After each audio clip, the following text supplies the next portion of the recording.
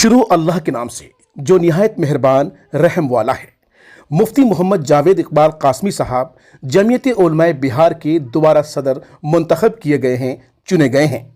کشن گنج کی عوام کے ساتھ ساتھ ٹیم گاؤں محلہ انہیں دل کی گہرائیوں سے مبارکباد پیش کرتا ہے۔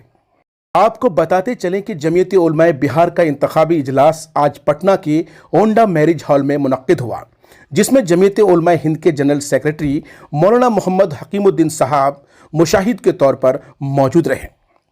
پروگرام کا آغاز کچھ اس طرح سے ہوا۔ سب سے پہلے مولانا محمد ایاز صاحب نے قرآن پاک کی تلاوت کی، اور اس کے بعد جمعیت علماء بہار کے جنرل سیکریٹری مولانا محمد ناظم صاحب نے سیکریٹری رپورٹ پیش کی۔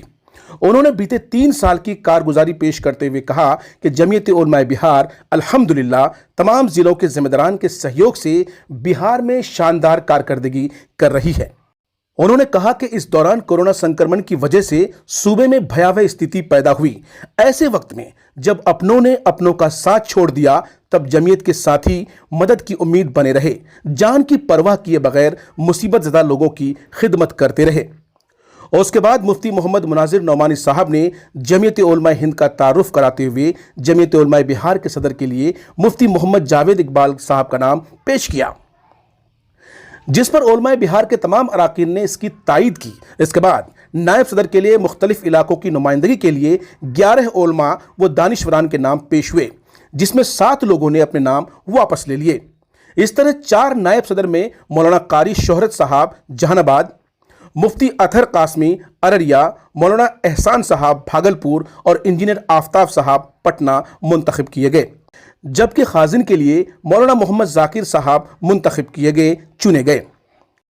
مشاہد کی حیثیت سے تشریف لائے جناب مولانا حکیم الدین صاحب قاسمی نے نو منتخب اراکین کو مبارکباد پیش کی۔ انہوں نے جمعیت کے مشن اور ویژن پر بھی روشنی ڈالی۔ اس اجلاس میں کشن گنج ودھائک اظہار الحسن، کوچا دمن ودھائک الحاظ اظہار اسپی اور پورو ودھائک ماسٹر مجاہد عالم خصوصی طور پر بلائے گئے تھے۔ تینوں لیڈران نے باری باری سے جمعیت علماء بہار کے صدر منتخب ہوئے مفتی محمد جاوید اقبال صاحب کو مبارکباد پیش کی۔ جمعیت کے اس تاریخی اجلاس میں قاری مرشد انور صاحب، مولانا ہاشم اختر قاسمی صاحب، مولانا معظم حسین صاحب، مولانا منظر عقیل صاحب، مولانا فیض الرحمان صاحب، مولانا ابو سالک ندوی صاحب، مولانا دل نواز صاحب، قاری مسعود اختر صاحب وغیرہ مکھ روپ سے موجود رہے۔